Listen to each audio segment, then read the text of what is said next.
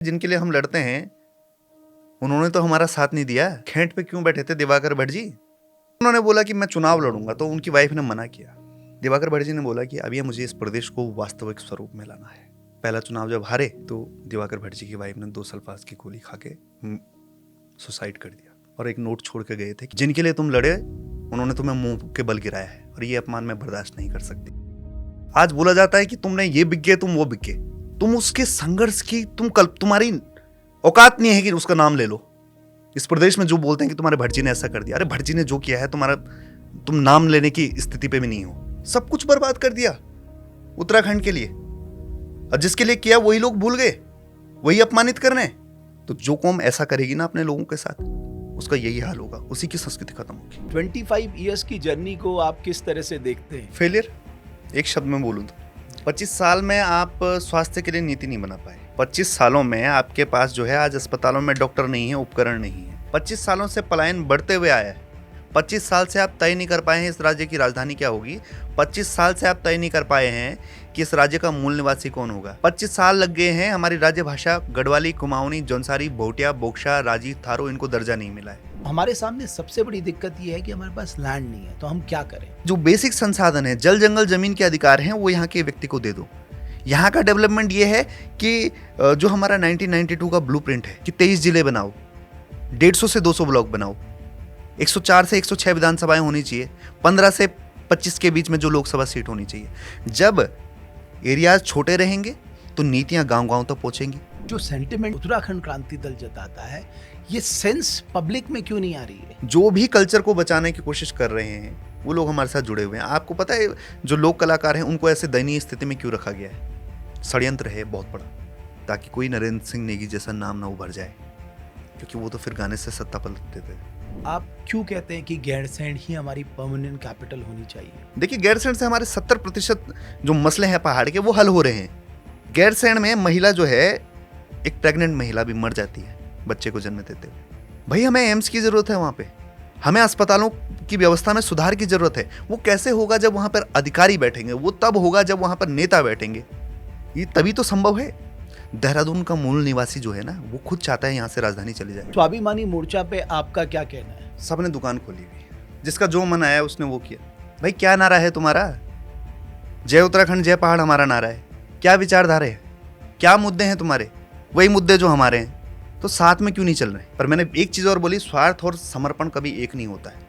आपके vision document के 5 बड़े पॉइंट्स। एक तो यही है, 23 जिले, 150 से 200 ब्लॉक, ठीक है, 4 कमिश्नरी, 15 से 25 संसदीय सीट और गैरसैंण राजधानी। 80% रोजगार, स्वास्थ्य, शिक्षा, रोजगार सब में जो 1950 से जितने भी पूर्व रह रहे हैं लोग, उनको अधिकार। आपको लगता है पहाड़ और मैदान की लड़ाई उत्तराखंड का नुकसान कर रही है? हमने क्या बोला है? पहाड़ी की परिभाषा की दी हमने बोला है नारसन, गुरुकुल नारसन से लेके नीति माना मलारी तक, खटीमा, जितने भी इस परिधि में रह रहे हैं, और यदि वो 1950 से पूर्व रह रहे हैं तो पहाड़ी हैं मूल निवासी। नमस्कार, मैं हूं रमेश भट्ट। आप देख रहे हैं देवभूमि डायलॉग का पॉडकास्ट। 25 साल का उत्तराखंड हो चुका है, और 25 साल की जर्नी जो होती है वो अर्थव्यवस्था के लिहाज से, समाज के लिहाज से, राजनीतिक के लिहाज से, पर्यावरण के लिहाज से बहुत ही महत्वपूर्ण कही जा सकती है। यानी 25 साल में उत्तराखंड ने क्या अचीव किया है, उत्तराखंड के सामने फ्यूचर चैलेंजेस क्या हैं, और उत्तराखंड के पास क्या ऐसा उत्तराखंड को करना चाहिए जिससे हम उत्तराखंड में प्रॉस्पेरिटी को और बढ़ा सके। और हमने इस सब के लिए आज देवभूमि डायलॉग के पॉडकास्ट में बहुत ही खास मेहमान को आमंत्रित किया है, आशीष नेगी। आशीष उत्तराखंड का एक ऐसा युवा है जो अपनी बातों से लोगों को आकर्षित करता है, जिसके पास अपने ठोस तर्क हैं उत्तराखंड के विकास के लिए, और जिसने अपनी राह कठिन चुनी है। मैं कठिन इसलिए कह रहा हूं क्योंकि उसने उत्तराखंड क्रांति जल को चुना है, जिसको वापस जनता के ज़हन में उतारना एक बहुत बड़ा चैलेंज है। बहुत धन्यवाद आशीष भाई, और बड़ा अच्छा लगा, लंबे समय से हमारी बात हो रही थी। बिल्कुल बिल्कुल, बहुत बहुत धन्यवाद आपका। तो ये 25 इयर्स की जर्नी को आप किस तरह से देखते हैं? फेलियर एक शब्द में बोलूं तो 25 साल में आप स्वास्थ्य के लिए नीति नहीं बना पाए। 25 सालों में आपके पास जो है आज अस्पतालों में डॉक्टर नहीं है, उपकरण नहीं है। 25 सालों में आपके पास जो है ऊपर शिक्षक नहीं है। 25 सालों से पलायन बढ़ते हुए आया है। 25 साल से आप तय नहीं कर पाए हैं इस राज्य की राजधानी क्या होगी। 25 साल से आप तय नहीं कर पाए हैं कि इस राज्य का मूल निवासी कौन होगा। 25 साल लग गए हैं हमारी राज्य भाषा गढ़वाली, कुमाऊनी, जौनसारी, भोटिया, बोक्शा, राजी, थारो इनको दर्जा नहीं मिला है। एक एस्पेक्ट से दिखा दीजिए कि जहां हमें लगे कि हमारे राज्य ने तरक्की की हो। आशीष, in terms of per capita income, in terms of GDP growth, in terms of GDP size, in terms of connectivity, in terms of road connectivity, in terms of railway connectivity, air connectivity, यहाँ तो बढ़ोतरी हुई है। अगर आप 2000 के मुकाबले 2025 की बात करें, 1 लाख करोड़ के कर्जे में भी तो गया है प्रदेश, बढ़ोतरी वहां भी हुई है। बोल तो सब रहे हैं कि विकास हुआ। विकास की परिभाषा क्या है? क्या आप स्वास्थ्य, शिक्षा, रोजगार के बुनियादी मुद्दे हल कर पाए हो? आपने रेल जो ले जा रहे हो पहाड़ों में, वो सेंसिटिव जोन में, ठीक है, मैं विकास का विरोध नहीं कर रहा हूं, पर आप खुद सोचिए, जब पहाड़ के नीचे से टनल जाता है तो वो पहाड़ के जितने ऊपर पानी के स्रोत रहते हैं ना, उनको डिस्टर्ब कर देता है। गांव सूखे पड़े हुए हैं इस समय, घरों में दरारें हैं लोगों की। एक और रीजन दे दिया है पहाड़ को छोड़ने का। ये सोचना चाहिए था कि ये अर्ली हिमालय है, अभी कंस्ट्रक्शन के लिए इतना रेडी नहीं है। कुछ ऐसा किया जा सकता था ट्रेन के लिए भी, जिससे सरलता होती, पहाड़ को इतनी तकलीफ नहीं होती। ब्लास्टिंग कर रहे हैं आप पहाड़ों के अंदर, कागज में कुछ और स्वीकृत कराते हैं, फिर उसके बाद ब्लास्टिंग होती है। अब पहाड़ धसकेगा नहीं जोशीमठ की तरह, गोपेश्वर की तरह। आप रुद्रप्रयाग के पल्ली पार जो केदारनाथ का मार्ग है वो पूरा धस गया है। क्या कारण है? जिन रोडों पे हमने चलना था, उन रोडों की सुविधाएं आपने सही नहीं की, स्थितियां सही नहीं की। साथ साथ में आपने ट्रेन का भी काम चला दिया। ऐसा क्या है पहाड़ों से जो तुम ट्रेन के जरिए ले जाना चाहते हो? किसके लिए आ रही है वो ट्रेन? मूल निवासियों के लिए आ रही है या पहाड़ के संसाधन लूटने के लिए आ रही है? ये जरा गंभीरता से सोचिए कि हमारे पहाड़ में जो करणप्रयाग का जो एरिया है, हमारे क्षेत्र में करणप्रयाग में धनपुर है एक जगह, जैसा मेरा चांदपुर है, धनपुर है। वो धनपुर ऐसे ही नहीं है, वहां पे तांबे की खदान है और तांबा और सोना लगभग सेम एल्टीट्यूड पे मिलता है। पॉसिबिलिटीज होती हैं गोल्ड मिलने की। अंग्रेजों ने वो माइन बंद कर दी थी। करणप्रयाग के पूरे जो एरिया है उसमें बोला जाता है कि यहाँ पे संभावित मतलब बहुत सारे मेटल्स हो सकते हैं। तो मुझे तो कई बार ऐसा लगता है कि केवल वो जो हमारे संसाधन हैं उन्हें लूटने के लिए ट्रेन आ रही है। बट फायदा तो आपको भी मिलेगा ना। जैसे आप कर्णप्रयाग के हो तो ऋषिकेश से कर्णप्रयाग आप जल्दी पहुंच जाओगे, और अगर सड़क मार्ग से बांदा भी होगी तो रेल मार्ग से पहुंच जाओगे। बिल्कुल। तो आशीष को अगर कोई पॉलिटिकल रैली भी करनी है और सड़क बंद हो तो आशीष ऋषिकेश से बैठेगा, सीधे कर्णप्रयाग में उतरेगा। ये सुविधाएं तो हैं, नो डाउट सुविधाएं हैं, पर वो सुविधाएं इन टर्म्स ऑफ रोड भी सही हो सकती थी। पहले आपके पास पहले ही एक चीज है, उसको आप दुरुस्त नहीं कर पा रहे हो और आप दूसरी चीज में स्टेप ऑन कर दे रहे हो। एक समय पे पहले एक चीज आप ठीक करिए। मैं रेल का विरोध नहीं कर रहा हूं, मैं उसके डेंजरस एस्पेक्ट्स बता रहा हूं कि ऐसा भी हो सकता है। आशीष, रेल आने से क्या होगा? कम्युनिकेशन चैनल्स बढ़ेंगे। रेल आने से क्या होगा? टूरिज्म बढ़ेगा। रेल आने से क्या होगा? लोकल इकोनॉमी, लोकल एम्प्लॉयमेंट को नया बूस्ट मिलेगा। रेल इस लिहाज से भी महत्वपूर्ण है, जो केंद्र सरकार ने सुप्रीम कोर्ट में भी कहा, बिकॉज वो चाइना बॉर्डर लगा हुआ है। इन टर्म्स हमें ज़रूरत पड़ेगी तो हम यहाँ से अपना साजो सामान कुछ ही घंटों में बॉर्डर एरियाज तक ले जा सकते हैं। नहीं, रेल का मैं विरोध नहीं कर रहा हूं। मैं आपको ये कह रहा हूं कि रेल जिस तरह से लाई जा रही है, जिस तरह से वो ब्लास्टिंग हो रही है अंदर, जो पूरा इकोसिस्टम जो हमारा डिस्टर्ब हो रहा है, प्रकृति ने अपना जो बैलेंस खो रही है, कुछ ऐसा संतुलन बनाया जा सकता था, कुछ ऐसे तरीके हो सकते थे। इतनी माइंस, इतना पहाड़ों को आपने खोखला कर दिया हर जगह।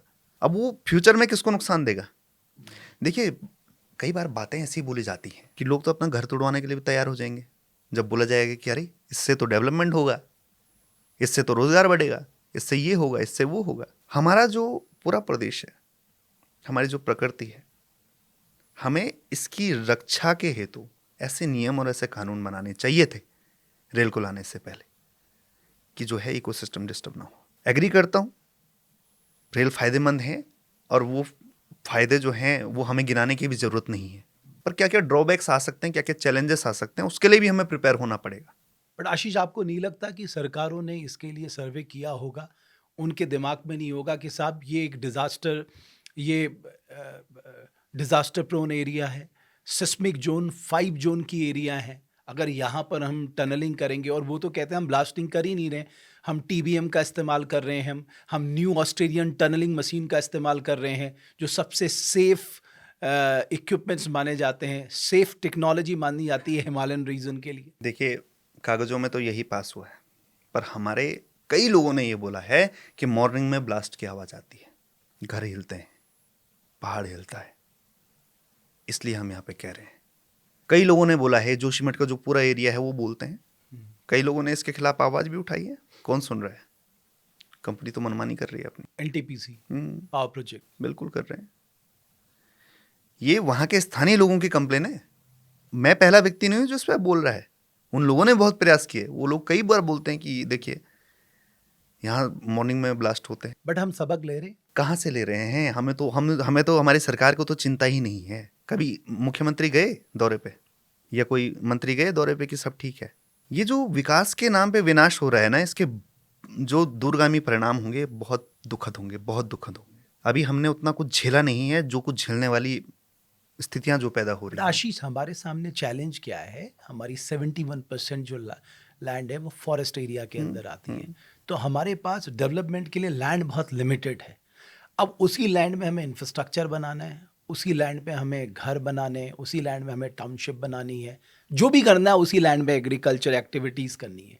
तो हमारे सामने सबसे बड़ी दिक्कत ये है कि हमारे पास लैंड नहीं है, तो हम क्या करें? देखिए, डेवलपमेंट का परिभाषा क्या है? मैं फिर वही बात बोलता हूँ ना, आप उत्तराखंड पे दिल्ली और मुंबई का टेम्पलेट लगा के फिट नहीं कर सकते, वो फिट होगा भी नहीं। यहाँ का डेवलपमेंट ये है कि जो बेसिक संसाधन है, जल जंगल जमीन के अधिकार हैं, वो यहाँ के व्यक्ति को दे दो। यहाँ का डेवलपमेंट ये है कि जो हमारा 1992 का ब्लूप्रिंट है कि 23 जिले बनाओ, 150 से 200 ब्लॉक बनाओ, 104 से 106 विधानसभाएं होनी चाहिए, 15 से 25 के बीच में जो लोकसभा सीट होनी चाहिए। जब एरियाज छोटे रहेंगे तो नीतियां गांव गांव तक पहुंचेंगी। गैरसैंण राजधानी बनाओ, जब गैरसैंण राजधानी होगी तो वहां पे जाहिर से तौर अस्पताल सुधरेंगे, एम्स बनेगा। यहां का डेवलपमेंट दिल्ली और मुंबई की तर्ज पे नहीं हो सकता है। यहां का डेवलपमेंट यही है कि यहां के जो संसाधन हैं वो यहां के व्यक्ति को दे दिए जाएं। ये किस डेवलपमेंट की बात कर रहे हैं हम? कौन सा टूरिज्म? ये पिलग्रिम टूरिज्म, नेचर टूरिज्म, कौन सा टूरिज्म प्रमोट कर रहे हैं? तो हमारा लार्जर तो पिलग्रिम टूरिज्म है, उसके बाद हमारा जो ये नेचर टूरिज्म है जो हम कहते हैं वो इम्पॉर्टेंट है। बट मैं एक बड़ी इंटरेस्टिंग बात आपने कही, आपने कहा विधायकों की संख्या बढ़ा दो। आपको लगता है 70 से ज़्यादा हमें विधायकों की ज़रूरत है? बिकॉज ऑलरेडी हमारा तो डिसेंट्रलाइज सिस्टम है, बिकॉज हमारा 3 टियर पंचायत सिस्टम है, तो वो ऑलरेडी हमारा एग्जिस्ट करता है, तो फिर नए विधायक आके क्या चमत्कार कर लेंगे? हमारी जो पहाड़ों में जिला पंचायत सीट है वो लगभग विधानसभा बराबर है। जो एरियाज हैं, आप एक दिन में पूरा जिला पंचायत वार्ड कवर नहीं कर सकते, इतना दूरस्थ। छोटे एरियाज के विधायक रहेंगे तो भ्रमण कार्यक्रम कर पाएंगे, वहाँ पे विकास कर पाएंगे, स्वास्थ्य, शिक्षा, रोजगार के बुनियादी मुद्दे हल कर पाएंगे। 23 जगह जिले बनेंगे तो 23 जगह डीएम बैठेंगे, 23 जगह जिला अस्पताल बनेगा, 150-200 ब्लॉक बनेंगे तो उतनी जगह उप जिला चिकित्सालय बनेगा। तो ज्यादा डीएम आपको लगता है ज्यादा फायदेमंद साबित होंगे? बिल्कुल होंगे। आप कह रहे हैं ज्यादा विधायक ज्यादा फायदेमंद, ज्यादा डीएम ज्यादा फायदेमंद, आपको लग रहा है ऐसा हो पाएगा? बिल्कुल होगा, पहाड़ को सख्त जरूरत है। बट आशीष, मेरे एक काउंटर सवाल है। आपको याद है जब उत्तराखंड ही बना था 2 कमिश्नरी हुआ करते थे, गढ़वाल और कुमाऊं कमिश्नरी, काम तो तब भी होता था। हमारे अकॉर्डिंग 4 कमिश्नरी है। हमारे विजन डॉक्यूमेंट में 4 कमिश्नरी का जिक्र है कि 2 कमिश्नरी पूरी पड़ेगी ही नहीं। इसमें बहुत सारे चैलेंजेस आएंगे। उत्तराखंड का समाधान, उत्तराखंड का डेवलपमेंट, हमारे पास विजन डॉक्यूमेंट 1992 है। वो डॉक्टर डी पंजी ने, जो इंद्रमणि बडूनी जी, त्रिपाठी जी, जो भी थिंक टैंक रहे, उन्होंने बनाया है। आज गैरसैंण में होती राजधानी तो इस प्रदेश की स्थिति कुछ और होती। आशीष, मैं गैरसैंण में आऊंगा। एक और इम्पॉर्टेंट बात आपने कही कि पहाड़ में ज्यादा जनप्रतिनिधि हो, आपका जो तर्क है। हमारे यहाँ जो परिसीमन होता है उसका जो मापदंड होता है वो पॉपुलेशन है। आप जानते हैं कि हमारे लिए अब सबसे बड़ा चैलेंज जो नेक्स्ट हमारा जनगणना होगी उसमें हमारे पहाड़ का प्रतिनिधित्व और कम हो जाएगा, क्योंकि जनसंख्या कम हो रही है, हमारा मापदंड जनसंख्या है। तो आप जिस तर्क को दे रहे हैं, हमारी तो जनसंख्या कम होगी तो हमारा तो प्रतिनिधित्व और घट जाएगा पहाड़ का। ये एक और बड़ा चैलेंज है हमारे सामने। देखिए, लास्ट जो परिसीमन हुआ था उसमें हमारी 9 सीटें घट रही थी। यूकेडी ने प्रोटेस्ट किया और कुछ सीटें कम हुई। जो परिसीमन जो पहला आया था वो टल सकता था, पर वो टला नहीं, क्योंकि हमारा राज्य उसी समय तो बना था। ये भी हमारे विजन डॉक्यूमेंट में है कि परिसीमन जो है वो क्षेत्रफल और जनसंख्या के दोनों मापदंडों को ऊपर हो। अब परिसीमन अगर जनसंख्या के आधार पर होगा तो ये हरिद्वार, उधम सिंह नगर, देहरादून, ऋषिकेश, हल्द्वानी, ये एरियाज में विधानसभाएं बढ़ जाएंगी। और पहाड़ का जो पहले मैं कह रहा हूं कि एक जिला पंचायत क्षेत्र ही विधानसभा बराबर है, तो फिर वो 2 विधानसभाएं मर्ज हो जाएंगे, असंभव हो जाएगा, वो तो संसदीय क्षेत्र हो जाएगा पूरा। जो आप कह रहे हैं कि एरिया को नहीं उस पर इंक्लूड करती, देश के साउथ के स्टेट भी ये डिमांड कर रहे हैं कि साहब पॉपुलेशन वाइज छोड़िए, बिकॉज उन्होंने तो फैमिली प्लानिंग करके अपनी पॉपुलेशन कम की है। नॉर्थ के जो जितने भी स्टेट हैं वहाँ पॉपुलेशन ज़्यादा है, तो सीटों का जो समीकरण होगा नॉर्थ में ज़्यादा हो जाएंगी, साउथ में कम हो जाएंगी, तो वो लोग भी इसके लिए आवाज़ उठा रहे हैं। बट अभी जो हमारे पास मौजूदा मापदंड है, इसका रास्ता क्या है? मतलब पहाड़ का प्रतिनिधित्व कम ना हो, इसके लिए आपकी क्या सोच है? एज ए यूकेडी पर्सन आपकी क्या सोच है? हम तो कह ही रहे हैं, क्षेत्रफल के आधार पर करिए, क्षेत्रफल और जनसंख्या दोनों मानक तय करिए, आप निकालिए बीच का रास्ता। अगर मान लीजिए वो कहते हैं कि जी हम क्षेत्रफल को नहीं मानते, तो हमारे पास दूसरा रास्ता क्या है? दूसरा रास्ता ये है कि हम फिर राज्य आंदोलन करेंगे। हम फिर 1979 के जो हमारा 8 जिलों वाला जो पहाड़ी राज्य जो था, जिसकी राजधानी गैरसैंण थी, उसके लिए आंदोलन चलाएंगे। तो ये नहीं होने देंगे हम। अपने जो कल्पनाओं का उत्तराखंड हमने बनाया था और जो बनाया है, उसको हम बर्बाद नहीं होने देंगे। बट आशीष, आप क्यों कहते हैं कि गैरसैंण ही हमारी परमानेंट कैपिटल होनी चाहिए? गैरसैंण के पीछे भी एक कहानी है। जब राज्य आंदोलन चल रहा था तो यही राष्ट्रीय दलों के लोगों ने इस आंदोलन को तोड़ने की कोशिश की। बोला तुम राज्य तो बनाओगे, बताओ गैरसैंण राजधानी कहाँ बनाओगे? क्योंकि कुमाऊं वाले कुमाऊं में बोलते हैं, गढ़वाल वाले गढ़वाल में बोलते हैं, राज्य आंदोलन खत्म हो जाता। उस समय डीडी पंजी और जितने हमारे बुद्धिजीवी उन्होंने बोला गैरसैंण में होगा। आज गैरसैंण का नाम इतना है, उसके पीछे कारण क्या है? उत्तराखंड क्रांति दल। वरना एक ऐसी जगह बन के जाता है गैरसैंण, जैसे भिकियासैंण है बगल में, कुछ लोग जानते हैं कुछ लोग नहीं जानते। तो गैरसैंण को आज अगर कोई जानता है तो उसके पीछे का कारण भी उत्तराखंड क्रांति दल है। गैरसैंण एक ऐसे केंद्र बिंदु पे है जहां पर गढ़वाल और कुमाऊं की सीमाएं मिलती हैं। रिवर्स माइग्रेशन अगर आप चाहते हैं ना, तो गैरसैंण से आ सकता है। स्वास्थ्य, शिक्षा, रोजगार, तीनों चीजों में। और गैरसैंण की खूबसूरती बताता हूं मैं आपको। गैरसैंण ऐसी जगह है जहां पे गढ़वाली नथ के साथ कुमाऊनी पिछोड़ी पहनी जाती है। हमारी गढ़वाली कुमाऊनी जैसी है, कुमाऊनी गढ़वाली जैसी है। आप डिफरेंशिएट ही नहीं कर सकते कि कहां पे कुमाऊं शुरू हुआ, कहां पे गढ़वाल शुरू हुआ। गैरसैंण की खूबसूरती ऐसी है। जो समन्वय पहले से बन रखा है ना, प्रकृति ने जो समन्वय बांध रखा है पहले से, इस वजह से हमारे लोगों ने बोला था कि गैरसैंण रहेगा केंद्र बिंदु। बट मुझे लगता नहीं कि जो आज का पॉलिटिकल सिस्टम है वो गैरसैंण को लेके सीरियस है। बिल्कुल नहीं है। मैं तो इन्हें राज्य विरोधी बोलता हूं, जो भी गैरसैंण के विरोध में होगा। देखिए, गैरसैंण से हमारे 70% जो मसले हैं पहाड़ के, वो हल हो रहे हैं।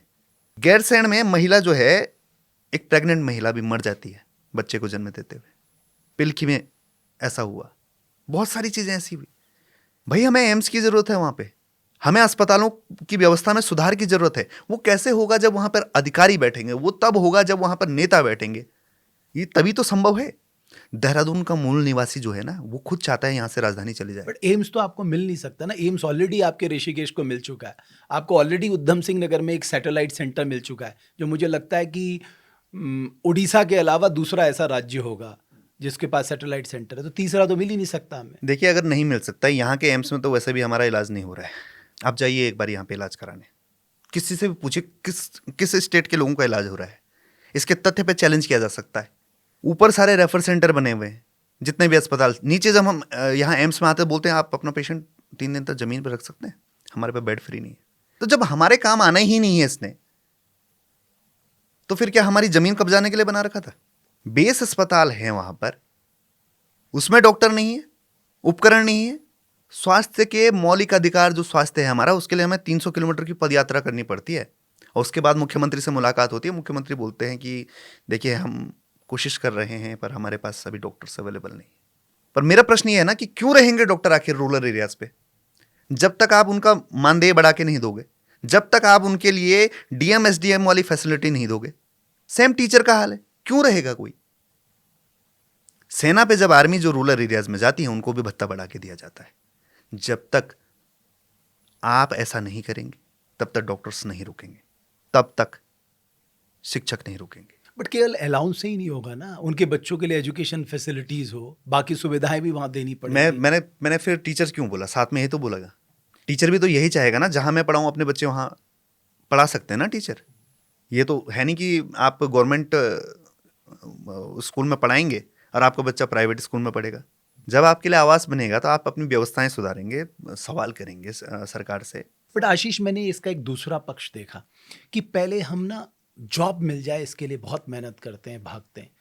एक बार हमें जॉब मिल जाए और हमें पहाड़ में काम करने का मौका मिले, मैं सबकी बात नहीं कह रहा, बट अधिकांश लोग या तो वापस उधम सिंह नगर आना चाहते हैं, हरिद्वार आना चाहते हैं, नैनीताल आना चाहते हैं, देहरादून आना चाहते हैं।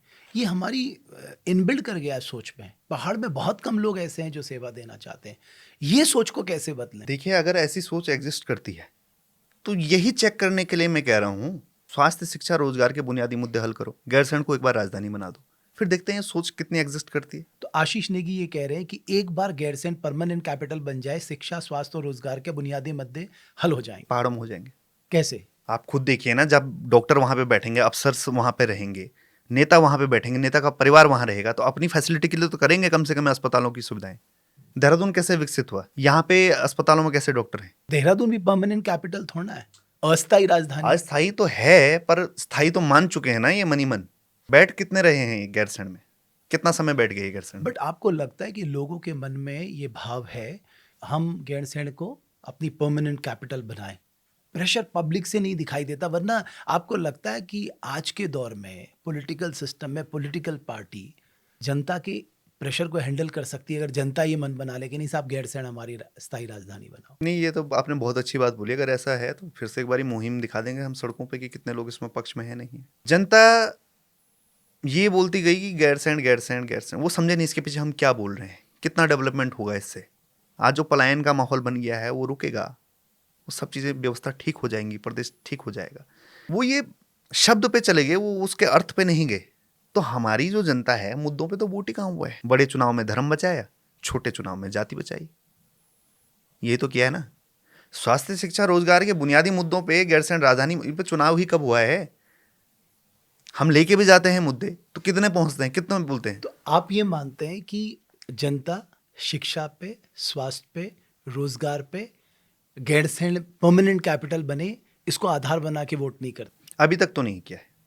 और ये सबसे बड़ा फेलियर है हमारा। ये सबसे बड़ा फेलियर है। तो मैं कहूँगा ये यूकेडी का फेलियर है कि वो इस नैरेटिव को सेट नहीं कर पाई जनमानस के दिमाग में कि साहब जब तक ये 4 मुद्दे आपके हल नहीं होंगे तब तक आपके सामने ये प्रॉब्लम्स हमेशा खड़ी रहेंगी। मैं इसमें ये कहना चाहूंगा ना, देखिए, राज्य बना, सरकार बनी, ठीक है, हम सत्ता में नहीं आए, पूरे जो अखबार से लेके और जो मीडिया और जो भी था वो सरकार के हाथ में था।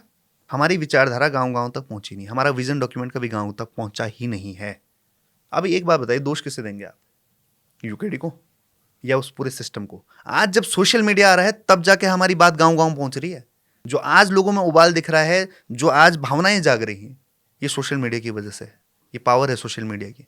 यहां से लाखों लोगों ने देखा कि वास्तव में ये विचारधारा थी और हम समझ ही नहीं रहे थे, ये मुद्दे थे। ये विचार क्या वोट में तब्दील हो पाएंगे? बिल्कुल आशीष? होंगे, बिल्कुल होंगे। आपको लग रहा है यूकेडी उत्तराखंड की राजनीति में आज भी प्रासंगिक है? यूकेडी अगर कमजोर हुई तो कौन कमजोर हुआ? ये पहनावा, पहाड़ का व्यक्ति कमजोर हुआ है, संस्कृति कमजोर हुई है, भाषा कमजोर हुई है, पहाड़ का मूल निवासी पलायन के लिए मजबूर हुआ है। हम कमजोर हुए तो पूरी संस्कृति कमजोर हुई है और हमें संस्कृति से समृद्धि की ओर बढ़ना है। मैं आज भी कहता हूं ये लड़ाई पूरी सांस्कृतिक लड़ाई है। पूरे देश में भिन्नता के आधार पर राज्य दिए गए हैं। India is A union of states, सबकी अलग अलग पहचान है, सब ने अपनी पहचान को संजो के रखा हुआ है। केवल हमारे इधर ही क्यों मंडरा रहा है संस्कृति पे खतरा? हमारी ही भाषा का दमन क्यों हो रहा है? केवल हमारी ही भाषा को राज्य भाषा का दर्जा क्यों नहीं मिल रहा है? इसका कारण क्या है? जब तक हम नहीं आएंगे ये प्रदेश, यहां की संस्कृति नहीं उभरेगी। आशीष, जो सेंटिमेंट आप जता रहे हैं या उत्तराखंड क्रांति दल जताता है, ये सेंस पब्लिक में क्यों नहीं आ रही है? उनके अंदर से भाव क्यों नहीं आ रहा है कि हमारी कल्चर को थ्रेट है, हमारे एनवायरनमेंट को थ्रेट है, हमारी पहचान को थ्रेट है, हमारे पोशाक को थ्रेट है, हमारी आजीविका को थ्रेट है? पहाड़ का बच्चा एक शहरी जीवन के लिए तैयार हुआ, उसने 12वीं कहीं से की, कॉलेज कहीं से किया, नौकरी कहीं और करेगा। इसी चक्र में सब फंस गए हैं। जब आप नौकरी करने लग जाते हैं तब आपको रियलाइज होता है कि आपने क्या खो दिया। और ये सेंटिमेंट्स जाग रहे हैं, ऐसा नहीं है। जो भी कल्चर को बचाने की कोशिश कर रहे हैं वो लोग हमारे साथ जुड़े हुए हैं। आपको पता है जो लोक कलाकार हैं उनको ऐसे दयनीय स्थिति में क्यों रखा गया है? षड्यंत्र है बहुत बड़ा, ताकि कोई नरेंद्र सिंह नेगी जैसा नाम ना उभर जाए, क्योंकि वो तो फिर गाने से सत्ता पलटते थे। अंग्रेजों ने बोला था सबसे पहले किसी कौम को अगर गुलाम बनाना है तो सबसे पहले खान पान, पहनावा, संस्कृति, इस पे अटैक करो। वो अटैक हम पे हो चुका है। कितने यंगस्टर हैं जो अपने पहनावे में आप दिख रहे हैं, धीरे धीरे दिख रहे हैं। जानबूझ के लोक कलाकारों को ऐसे शोषित और कमजोर रखा गया। 400 रुपए में नाचने के लिए स्टेजों पे मजबूर किया गया है, वो भी साल भर बाद पेमेंट आती है।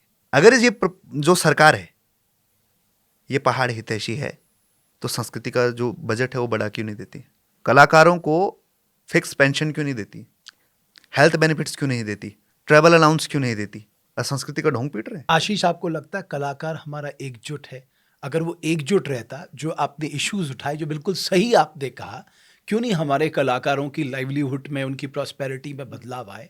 गवर्नमेंट क्यों नहीं कल्चर डिपार्टमेंट का बजट बढ़ाती और उनके ऊपर बढ़ाने के साथ साथ स्पेसिफिकली उनके ऊपर खर्च करती? जो मैं कहूँगा हमारे कल्चरल एम्बेसडर हैं, लेकिन उनकी एकजुटता की कमी भी तो ये सब मुद्दों को आगे बढ़ाने के लिए जिम्मेदार है। मैं यही तो कह रहा हूँ। आशा को लग रहा है कि आशाओं की दिक्कत है तो केवल आशा आएंगी। आंगनबाड़ी को लग रहा है कि हमारा आंदोलन है तो केवल हम ही आएंगे, और केवल स्पेसिफिक वो अपने काम से मतलब है उनका। हाँ, लोक कलाकारों जब आंदोलन करते हैं लोगों को लगता है ये अपने लिए कर रहे हैं।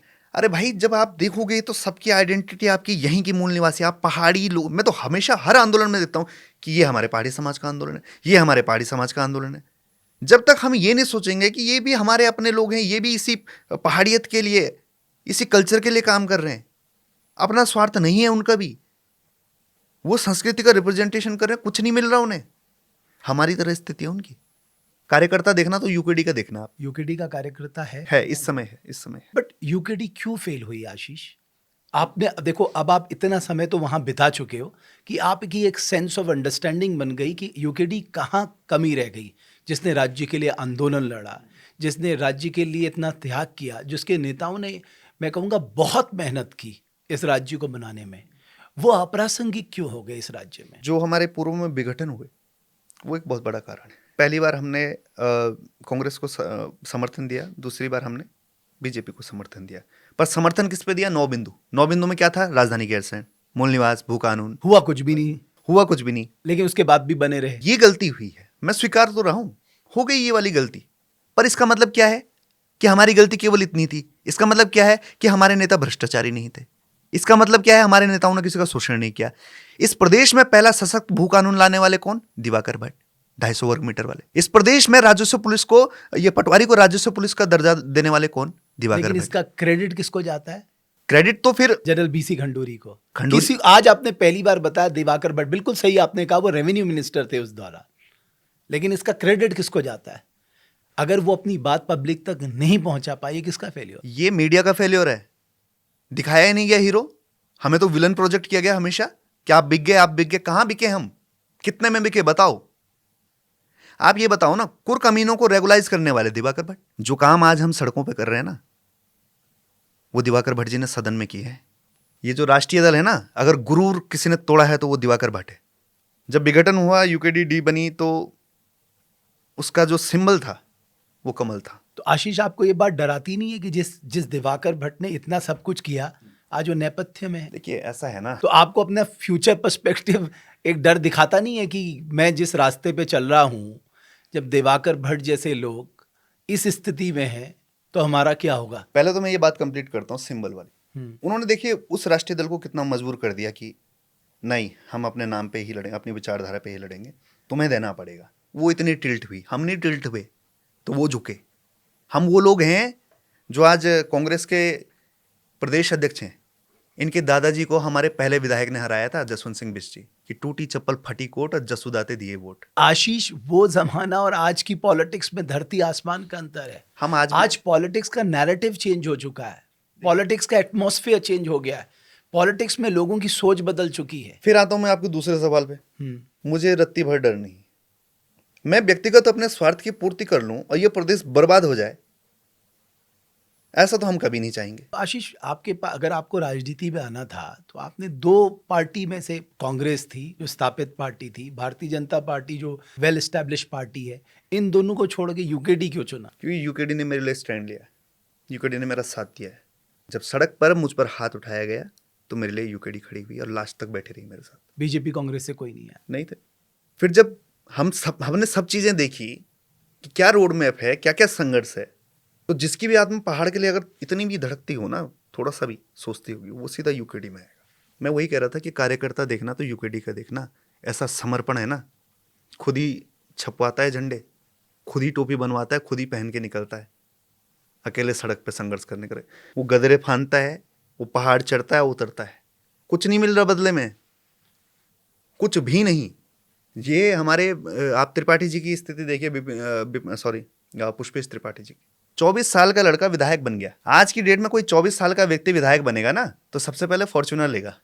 अभी तक उन पे वो ढंग की गाड़ी नहीं है, सिद्धांतों पे रहे, क्षेत्र भ्रमण किया। जिस उम्र में आप सोचिए 24 साल की उम्र कैसी होती है, उस उम्र में कितना बड़ा त्याग है। पर तब तो पिता का आशीर्वाद था ना, पिता की पहचान थी, पिता की आइडेंटिटी थी। उसके बाद कहाँ जनता ने साथ दिया? 2 बार जीते हैं, एग्री, बट उसके बाद कहाँ जनता ने साथ? तीसरी बारी 800 वोट से हारे, चौथी बार में जो ये वो लहर चली थी हिंदू मुस्लिम वाली और ये सब चीजें, पिछली बार 10,000 वोट पड़े। ये बिना संसाधन के वोट है। जनता करती है वोट बिना संसाधन के, मुद्दों पे करती है। अगर उन्हें ढंग से समझाया जाए, गांव गांव जाके, जिस तरह हमारे बडूनी जी करते थे,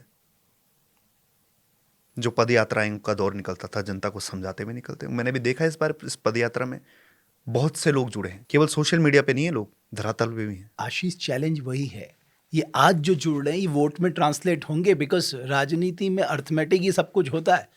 आप तभी बदलाव ला सकते हैं ना जब आप सत्ता में होंगे। आप कह रहे हैं जो हमारा विजन डॉक्यूमेंट हो कैसे इंप्लीमेंट होगा? जब आपकी सरकार बिल्कुल। बनेगी, आपके विधायक बनेंगे, आपका चीफ मिनिस्टर बनेगा, आपके मिनिस्टर बनेंगे।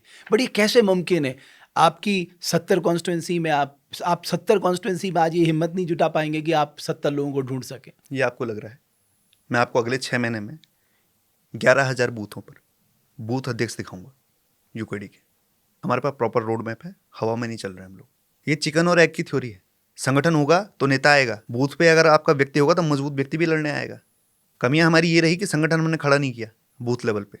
बूथ लेवल पे 11,000 बूथों पे जिस दिन हमारी आइडियोलॉजी पहुंची, जिस दिन हमारा विजन डॉक्यूमेंट पहुंचा, उस दिन आप देखिए कि जो ये भावनाएं हैं ये वोट में भी तब्दील होगा। आशीष, मैं आपको पूरा मौका देता हूं, अब बताइए हमारे दर्शकों को, उत्तराखंड के जनता जनार्दन को, आपके विजन डॉक्यूमेंट के 5 बड़े पॉइंट्स। एक तो यही है, 23 जिले, 150 से 200 ब्लॉक, ठीक है, 4 कमिश्नरी, 15 से 25 संसदीय सीट और गैरसैंण राजधानी। 80% रोजगार, स्वास्थ्य, शिक्षा, रोजगार सब में जो 1950 से जितने भी पूर्व रह रहे हैं लोग, उनको अधिकार। आशीष, जितनी भी आपने बातें बताई ना, अभी आपने कहा ना 1 लाख करोड़ का कर्ज है, ये इतने इन्वेस्टमेंट के काम हैं, नई डिस्ट्रिक्ट बनाना, नई कमिश्नरी बनाना, नई तहसील बनाना, विधायकों की संख्या बढ़ा देना, नई कैपिटल बनाना, है ना, 25, 30, 40 हज़ार करोड़ तो एक कैपिटल को डेवलप करने में लग जाएंगे। तो ये जो आपका 1 लाख करोड़ का कर्ज है 1.5 लाख करोड़ में पहुंच जाएगा। ऐसा नहीं होगा। गंगा यमुना बोर्ड भंग होंगे। प्रदेश की जितनी भी जल परियोजनाएं हैं उस पर हमें स्वामित्व मिलेगा। इस प्रदेश का मेन रेवेन्यू यही है, जल से जितनी योजनाएं चल रही हैं। आपको लगता है हमने अपने इंटरेस्ट बेचे हैं, खासकर इस तरह के बड़े प्रोजेक्ट में हमारी हिस्सेदारी ना होना? आप उसको देखिए ना, गंगा और यमुना जो बोर्ड बने हुए हैं, हमारे राज्य का जो पानी है और उससे जो परियोजनाएं निकलती है उस पर एनओसी हमें अलग अलग 2-3 राज्यों से लेनी पड़ती है। जिस दिन स्वामित्व तो हम पे होगा, भाई बिजली हम दे रहे हैं, रेवेन्यू तो जनरेट हो ही जाएगा। गांव गांव में मैं कह रहा हूं कि पानी के धारे हैं। ये प्रदेश पूरा मिनरल वाटर प्रदेश बन सकता है। छोटे छोटे प्लांट्स हर गांव में लगाए जा सकते हैं। पूरे प्रदेश में व्यापक रूप से, देश में भी इवन वो पानी बेचा जा सकता है। जो ये बॉटल्स हो रही है छोटी छोटी, आपने स्टार्ट क्यों नहीं किया? आपने तो बस ये डाल दिया दिमाग में कि पहाड़ का पानी, पहाड़ की जवानी पहाड़ के काम नहीं आती। क्यों नहीं आती है? क्योंकि गंगा यमुना बोर्ड बना हुआ है। भंग करो उस बोर्ड को। जिस दिन हम आएंगे भंग करेंगे। आप कब आएंगे? हम 27 में आ रहे हैं। मैं वही जानना चाह रहा हूँ, कैसे आ रहे हैं? सिंपल सी बात है, संगठन खड़ा हो रहा है। 11,000 बूथों पे बूथ अध्यक्ष बनने वाले हैं। बहुत जल्दी आपको बड़े नामी नामी जो चेहरे हैं, अभी लगातार हमारे जो पुराने लोग थे, क्योंकि 2002 में जब चुनाव लड़े थे तो 25 सीटों पे प्रभाव डाला था यूकेडी ने। उसमें से कई सीटों पर दूसरे नंबर पे रहे, तीसरे नंबर पे रहे, दूसरे नंबर पे रहे, 4 तो निकली थी। आशीष, पिछले 4 विधानसभा इलेक्शन के अगर आप वोटिंग परसेंटेज देख लें, उसका कितना हिस्सा आपको मिला? मैं देख रहा हूँ हर 5 साल में आपका वोटिंग परसेंटेज जो मिलता है आपको, वो शेयर कम होता जा रहा है। देखिए ऐसा होता है ना, कोई खेत जब उसकी गुणवत्ता कम होती है, पहले उसमें बहुत अनाज हो रहा था, फिर थोड़ा हुआ, फिर थोड़ा हुआ, फिर बंजर पड़ गया। पर ये प्रकृति का कॉल है। जब कोई लैंड एक बारी बंजर पड़ जाती है ना और उसमें वापस हल जोता जाए तो वो फिर से फर्टाइल होती है। ये मैं नहीं कह रहा हूँ, ये प्रकृति कह रही है। वो समय आ चुका है, उक्रांद ने उभरना है, ये तय है। आप कह रहे हैं जो काम दिवाकर भट्ट नहीं कर पाए, एरी जी नहीं कर पाए, त्रिपाठी जी नहीं कर पाए, शांति प्रसाद भट्ट नहीं कर पाए, वो आशीष नेगी कर लेंगे। बिल्कुल कर लेंगे। ये कारण है। दिवाकर भट्ट जी का जन्म कब हुआ, कैसी कंडीशनिंग में उन्होंने पढ़ाई की, कैसा उनका स्ट्रगल रहा, शांति भट्ट जी का कैसा रहा और मेरा कैसा है, मैं किस दौर में पैदा हुआ, मुझे क्या क्या टेक्नोलॉजी का ज्ञान है। आगे की जितनी भी जनरेशन है, पिछली जनरेशन से तो स्मार्टर होती है। अब संघर्षशील हो ना हो, पर स्मार्टर तो होती हैं, टेक्नोलॉजी का ज्ञान ज़्यादा होता है। अभी आप देखिए ना, हमारा सोशल मीडिया जिस तरह से चल रहा है, ये जो राष्ट्रीय दल हैं वो कहीं भी नहीं दिख रहे हैं। आपने अगर गौर किया होगा कुछ समय से, आपकी फीड पे अगर आप देख रहे हो, हमारे पास लगे हुए हैं लोग। आशीष, सोशल मीडिया लोगों तक पहुंचने का माध्यम तो हो सकता है, बट सोशल मीडिया की लोकप्रियता का मतलब नहीं है कि सत्ता आपको मिल जाएगी। मैं तो उस पर कह ही नहीं रहा हूँ, मैं केवल और केवल एक एस्पेक्ट से दिखा रहा हूँ कि आप हम कम्युनिकेट कर पा रहे लोगों से, कम्युनिकेट कर पहले पा के रहे, मुकाबले ज्यादा अच्छी तरह कम्युनिकेट कर रहे हैं, बिल्कुल। लोगों तक बहुत प्रभावी ढंग से पहुंच रहे हैं, ये आप कह रहे हैं। ये मैं कह रहा हूँ। बट ये प्रभावशालीता, जो प्रभाव है, ये आपको लग रहा है कि आपको स्ट्रेंथ दे रहा है, आपकी पार्टी को स्ट्रेंथ दे रहा है? देखिए ऐसा है, जब तक लोगों को लगेगा कि यूकेडी को जो है उनकी जरूरत है, ऐसा नहीं लगना चाहिए। जब तक उन्हें यह नहीं लगेगा कि हमें वास्तव तौर पे यूकेडी की जरूरत है ही है, इस प्रदेश को बचाना है, तो यूकेडी को लाना ही लाना पड़ेगा। अन्यथा ये प्रदेश 2026 में जब ये परिसीमन करेंगे, इस प्रदेश का जो वजूद था, जिस प्रदेश, पहाड़ी प्रदेश जो ये बना था हमारा, वो औचित्यहीन होने वाला है। बट आपको लगता है पहाड़ और मैदान की लड़ाई उत्तराखंड का नुकसान कर रही है? हमने क्या बोला है, पहाड़ी की परिभाषा की दी हमने बोला है नारसन, गुरुकुल नारसन से लेके नीतीमाणा मलारी तक, खटीमा, जितने भी इस परिधि में रह रहे हैं, और यदि वो 1950 से पूर्व रह रहे हैं तो वो पहाड़ी हैं, मूल निवासी हैं। हमारी विचारधारा के अकॉर्डिंग इस प्रदेश में मैदान है ही नहीं। उच्च हिमालय, मध्य हिमालय और निम्न हिमालय, यहाँ पे रहने वाला कौन? पहाड़ी। इस प्रदेश के लिए बलिदान किसका हुआ? सबसे पहले सलीम का, फिर सिख का, नेगी, रावत, वालिया, इन सब ने क्यों बलिदान दिया होगा? खुद को पहाड़ी मानकर। किसके लिए? पहाड़ी प्रदेश के लिए। ये संकीर्णता वो लोग फैला रहे हैं जिनकी आजकल राजनीतिक जमीन खिसक रही है, और अब वो नए मुद्दे ढूंढ रहे हैं, एक ध्रुवीकरण पैदा करना चाहते हैं। आप कह रहे हैं यूकेडी पहाड़ और मैदान के बीच कभी ध्रुवीकरण की बात नहीं कहती। ध्रुवीकरण मैं बताता हूं कौन करते हैं, राष्ट्रीय दल करते हैं। जब वो भू कानून लाते हैं तो उधम सिंह नगर और हरिद्वार, ये जो एरिया है, इनको क्यों छोड़ देते हैं? इनका मुख्यमंत्री चेहरा क्यों नहीं होता है हरिद्वार से? इनका प्रदेश अध्यक्ष का चेहरा क्यों नहीं होता हरिद्वार से? युवा का भी, महिला का भी, किसी चीज का भी। किया इन्होंने है सौतेला व्यवहार, बदनाम हम होते। हम तो हरिद्वार के जो व्यक्ति है उसको भी तो कह रहे हैं कि भाई तुम पहाड़ी हो, इस जल जंगल जमीन पे तुम्हारा अधिकार है, तुम खेती में तुम पानी का भी बिल दे रहे हो, तुम बिजली का भी बिल दे रहे हो, प्रदेश तुम्हारा है, संसाधन तुम्हारे। ये मैसेज डिलीवर नहीं हो पा रहा है। आज भी हम जो कर रहे हैं उसमें ये लोग ये बोल देना कि ये तो जय पहाड़ी बोल रहे हैं। जय पहाड़ मतलब जय बद्री, जय केदार, जय महासु महाराज, जय गोलजू महाराज, जय हरिका हरिद्वार, सर्व जाति, सर्व धर्म, सर्व रंगों की जय, जो भी इस परिधि में रह रहा है, सर्व भूमियालों की जय। बट आप ना कभी होटल वालों से भिड़ते हैं, कभी किसी से भिड़ते हैं, ये व्यवहार क्यों? जो हम पे आता है बड़ी उम्मीद से आता है, ये समझिए। हमारे पास क्यों आ रहे हैं? बीजेपी का कोई व्यक्ति क्यों नहीं गया वहां पे मामला सुलझाने? कांग्रेस का कोई व्यक्ति क्यों नहीं गया मामला सुलझाने? हमारे पास ही क्यों आया? पहले ये बताओ। उसका 7,000 रुपये सैलरी देनी थी, प्रधान से लेके प्रधानमंत्री इनका है, फिर भी उन्होंने चूज किसको किया? हमें। क्यों? उसे पता था ये लोग साथ देंगे मेरा। हम गए, बातचीत करी, और आपने पूरी वार्ता देखी होगी, मैं पूरी तरह से शांत बैठा हुआ था। पर जब वो इधर उधर की बात करने लगे तो फिर क्या है? भय भी न होता न प्रीत। जूता दिखाया तो तुरंत सैलरी दे दी उसकी। अब जो जिस भाषा में समझेगा, आप अगर गढ़वाली में समझते हैं, मैं गढ़वाली में समझाऊंगा ना, हिंदी समझ रहे हिंदी में समझाऊंगा। अब किसी की भाषा ही जूते से शुरू होती है तो मैं क्या करूं। फिर उसके बाद उन्होंने उस बेचारे, उसका तो पहले ही शोषण हो रखा था, हमारी गिरफ्तारी होगी, हम जेल में चले गए, वहां से उन्होंने पता नहीं क्या प्रेशर किया उस लड़के पे, उसने अपना बयान ही पलट ली। हालांकि एविडेंसेस है सब चीजें। तो फिर आपको चिंता नहीं हुई कि हम जिनके लिए लड़ाई लड़ रहे हैं वो बाद में बदल जा रहे हैं? मुझे अफसोस हुआ, मुझे बुरा लगा उस युवा के लिए कि पहले ही वो पीड़ित था, फिर उसको और प्रताड़ित किया गया। किसी ने डराया धमकाया होगा कि अब ऐसा हो जाएगा वैसा हो जाएगा। यही तो है जिनके लिए हम लड़ते हैं, उन्होंने तो हमारा साथ नहीं दिया। खेंट पे क्यों बैठे थे दिवाकर भट्ट जी? क्यों बैठे थे श्रीरंग टापू पे? क्यों हुआ खटीमा मसूरी मुजफ्फरनगर गोलीकांड? किसके लिए हुआ? जिसके लिए लड़े हम, उन्होंने साथ दिया हमारा कभी? दिवाकर भट्ट जी की जो वाइफ है ना, उन्होंने 2 सल्फास की गोलियां खाई थी, आत्महत्या थी उनकी। क्या बोला उन्होंने? उन्होंने दिवाकर भट्ट जी को बोला कि आप नौकरी मत छोड़िए। दिवाकर भट्ट जी ने बोला मैं रिटायरमेंट ले रहा हूँ। वो यहाँ पे BHEL में यूनियन के लीडर थे। बोला कि मत छोड़िए, बोला कि मुझे उत्तराखंड बनाना है, किसी भी हद तक जाऊंगा उत्तराखंड बनाना है। चलिए छोड़ा। फिर उसके बाद क्योंकि फ्लैट खाली करना था, तो जब फ्लैट खाली करना था तो किराए के घर पे रहे। और जो लोग कभी अपने घर में रहे हों वो अब किराए के घर में रहें, वो भी उनको खला। फिर उन्होंने बोला कि मैं चुनाव लड़ूंगा, तो उनकी वाइफ ने मना किया।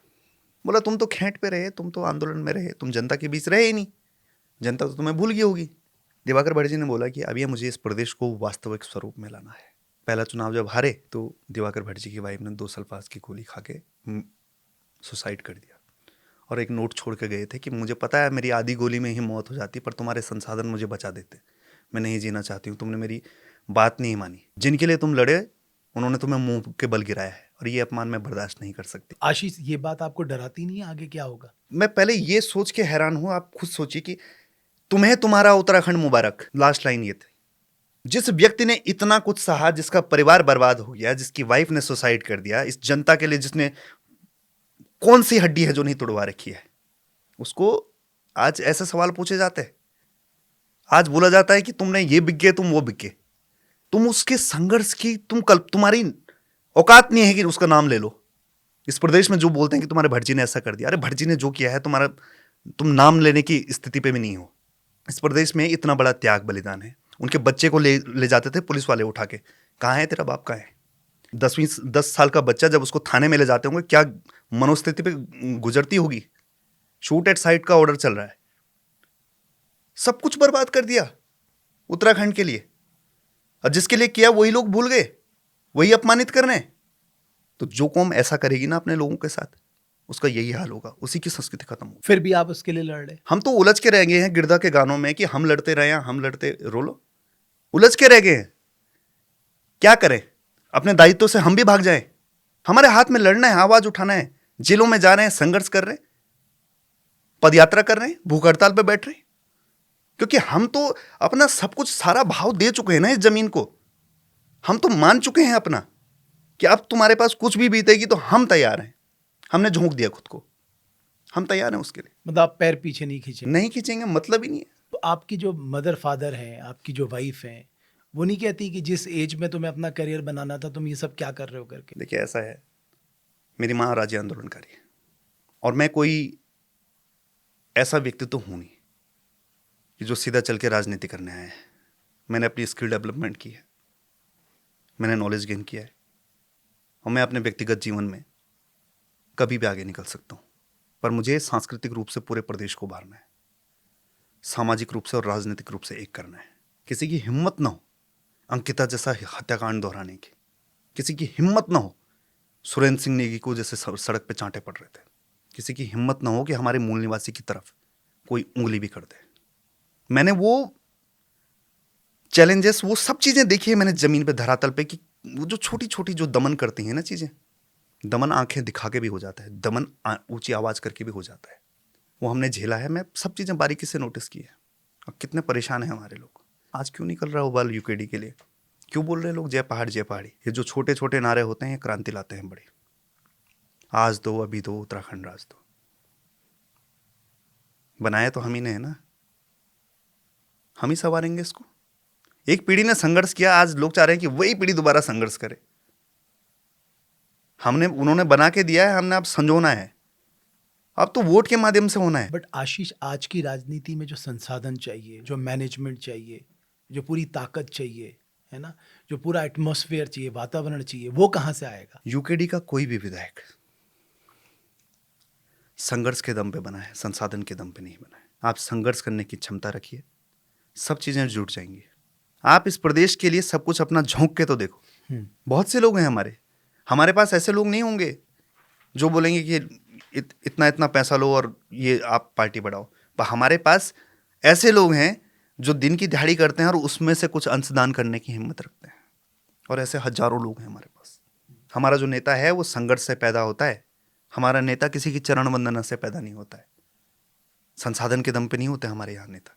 संघर्ष करेंगे तो बिल्कुल इस राज्य को दिशा दे पाएंगे। तो अभी एक आपने का यूकेडी एक बेहतर विकल्प हो सकता है उत्तराखंड के लिए, जिसके लिए आप पूरी कोशिश करें। एक स्वाभिमानी मोर्चा भी बनाए, उस स्वाभिमानी मोर्चा पे आपका क्या कहना है? सबने दुकान खोली हुई है, सबने, जिसका जो मन आया उसने वो किया। भाई क्या नारा है तुम्हारा? जय उत्तराखंड जय पहाड़ हमारा नारा है। क्या विचारधारा है? क्या मुद्दे हैं तुम्हारे? वही मुद्दे जो हमारे हैं। तो साथ में क्यों नहीं चल रहे? हमारे तो दरवाजे सबके लिए खुले हुए हैं। पर मैंने एक चीज और बोली, स्वार्थ और समर्पण कभी एक नहीं होता है। जिसके अंदर संघर्ष करने की क्षमता होगी वो त्याग, तपस्या और बलिदान के नारे के साथ यूकेडी में आएगा, उस झंडे के लिए। वो जो पुराने सपने जो लोग देख रहे हैं, अभी भी हमारे पास ऐसे लोग हैं जो कहते हैं सब कुछ देख लिया, नाती पोते देख लिए, ये देख लिया, बस राजधानी गैरसैंण देखनी है एक बार। इतने ऐसे ऐसे सेंटिमेंट्स है, ऐसे इमोशन है, इतने सपने। हम अपने बड़ों की कदर कर ही नहीं रहे कुछ भी। कोई कल खोल दे रहा है दूसरी पार्टी, कल तीसरी पार्टी खोल दे रहे हैं। मिलजुल के आओ, उत्तराखंड को जरूरत है। तुम्हारे व्यक्तिगत स्वार्थ की तो पूर्ति कभी भी हो जाएगी। पूछना इनसे कहां से लड़ेंगे, तो वो बताएंगे सीधा कि मैं फला जगह से लड़ूंगा। पूछो इनसे क्या त्याग कर सकते हो?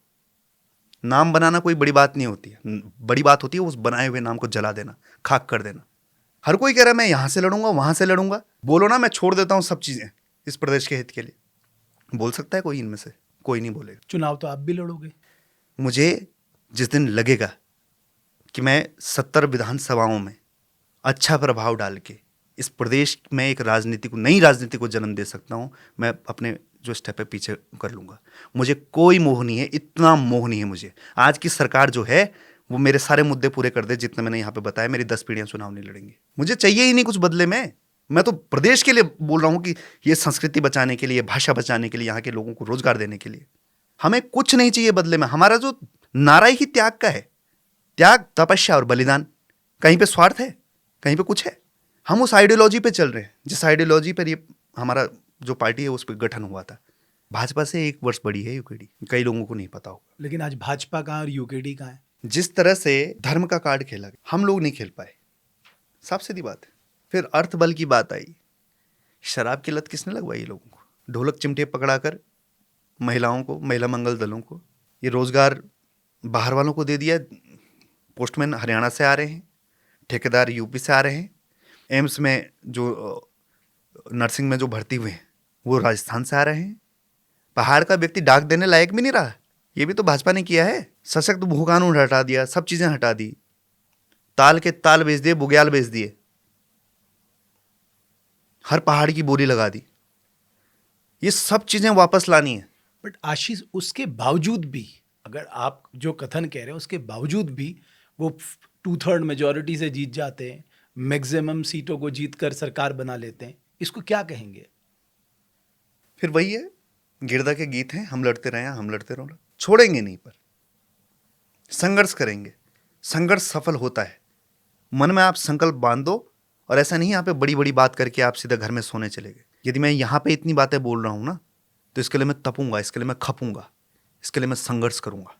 जनता लामबंद हो रही है, आपको दिखेगा बहुत बहुत ड्रास्टिक चेंज आने वाला है उत्तराखंड की राजनीति। आप कह रहे हैं 2027 में यूकेडी 70 विधानसभा में चुनाव लड़ेगी। बिल्कुल उसका ग्राउंड लेवल का वर्कर मजबूत होगा, वो संसाधन की व्यवस्था भी करेगी। बिल्कुल। तो आपके जो सीनियर लीडर्स हैं उनसे आपको क्या मार्गदर्शन मिलता है आशीष? वो खुश हैं कि जिस तरह से आप परफॉर्म कर रहे हैं या जिस तरह से आप लोगों को जोड़ रहे हैं? जाहिर सी बात है, अब मेरी भट्ट जी से बात होती है, मेरी पुष्पेश त्रिपाठी जी से बात होती है, मेरी एरी जी से बात होती है, पवार जी तो रहे नहीं। जिस तरह से युवाओं का रुझान दिख रहा है और हर जगह कोई ना कोई चर्चा कर रहा है, वो बोल रहे हैं कि ये दौर, कभी ऐसा दौर हमने बहुत समय बाद देखा है। इतनी चर्चाएं, इतना जो हलचल मची हुई है, ये कभी भी नहीं था। एक बस क्रिएट हो रहा हाँ, है एक बस क्रिएट हो रखा है। एटलीस्ट लोग चर्चा तो कर रहे हैं कि हाँ ये यूकेडी है। अब देखो, वो सदन में भी तो बोला ही है कि राज्य बनाने वाला उत्तराखंड तो क्रांति आपकी दल। ईजा क्या कहती हैं आपसे? अब मेरी ईजा तो यही कहते हैं, संघर्ष करो। जवानी संघर्ष के लिए है, जवानी घर पे बैठ के सोने के लिए थोड़ना है। आज प्रदेश बर्बाद होने की कगार पर है। हम उस पीड़ा को अनुभव कर रहे हैं कि वो पहाड़ कितना परेशान है, वो मूल निवासी कितना परेशान है। तो आशीष, आपको मोटिवेट क्या करता है? पेन, दर्द। मैं दूसरे के दर्द को अपना दर्द समझ सकता हूँ। मैं वो शब्दावली महसूस कर सकता हूँ जो रामपुर तिराहे पे हमारे खिलाफ बोली गई हो कि मारो इन पहाड़ियों को। मैं वो आवाज़ें सुन सकता हूँ जो रामपुर तिराहे पे जब वो दुष्कर्म हो रहे थे, वो सब चीज़ें, वो चीख पुकार कई बार कि ये इतना कुछ दमन हमने झेला, आज प्रदेश कैसी स्थिति पे है। उन शहीदों का जो सपना है ना, वो पूरा नहीं हुआ। बेलमती चौहान को बिल्कुल इतने 0.0 से यहाँ पे गोली मारी गई थी। जब ये इतनी चीज़ें हम देखते हैं होते हुए और इस प्रदेश की स्थिति को देखता है, तो फिर ऐसा लगता है कि नहीं, अकेले चलेंगे कोई बात, पर संघर्ष करते रहेंगे। अगर मान लो आपको 2027 में डिजायर रिजल्ट्स नहीं मिले, तो फिर भी आप लगे रहोगे? देखो, ऐसा है, या फिर आप कहोगे भैया मैंने 5 साल दे दिए अपने जीवन के, बहुत हुआ, आप लोगों को समझाना बहुत टेढ़ी खीर है साहब? नहीं नहीं, ऐसा नहीं होगा। पहले तो परिणाम सुखद होंगे, दूसरा हमारा संघर्ष कभी नहीं छूटेगा। हम तो घाट पे भी यूकेडी का झंडा लेके जाएंगे छाती पे। ये भी इच्छा रहती है हमारे हर कार्यकर्ता की। मैं आपको बताऊं, वो इस माटी को इतना मानता है ना, इन पहाड़ों को इतना मानता है। कई लोग हैं जो बूढ़े बूढ़े लोग हैं, बुजुर्ग हैं, कि अब कुछ नहीं है, अब घाट पे जाना है छाती पे, जैसे पवार जी गए थे यूकेडी का झंडा लेके। एक सल्ट के हैं हमारे पान सिंह रावत जी, बहुत लंबे समय से जुड़े हैं, मैं समझिए आप जिनकी बात कर। और भी बहुत लोग हैं। अब उनकी इच्छा ये रहती है, वो मरने से पहले लोगों ने बोला है कि मेरी छाती पे यूकेडी का झंडा जाना चाहिए। ऐसा कार्यकर्ता, ऐसा समर्पण आपको कहीं नहीं मिलेगा। तो आशीष, आप ना बहुत ट्रेवल कर रहे हो, मुझे ये बताओ पहाड़ की खेती कैसे बचेगी? आपकी अपनी समझ क्या है? देखिए, ऐसा है, हिमाचल में सेब यहाँ से गया, बिल्कुल गया, चौबटिया से गया, बिल्कुल गया, नॉर्थ ईस्ट में यहाँ से गया। देश का पहला सेब ही यहाँ हुआ। हमारे यहाँ से सेब निकल के हिमाचल में आर्थिकी बन गया। तो हमारे यहाँ कैसे नहीं हुआ? नीतियां बनाने वाले लोग नहीं रहे। चकबंदी जब तक नहीं होगी तब तक आप संगठित रूप से खेती नहीं कर पाएंगे। उत्तराखंड का जनमानस तैयार है चकबंदी के लिए? उत्तराखंड का जो जनमानस है वो हरियाणा के पोस्टमैन के लिए तैयार है, बिहार यूपी के ठेकेदार के लिए तैयार है, तो वो अपने खुशहाली के लिए उस चकबंदी के लिए भी तैयार होगा।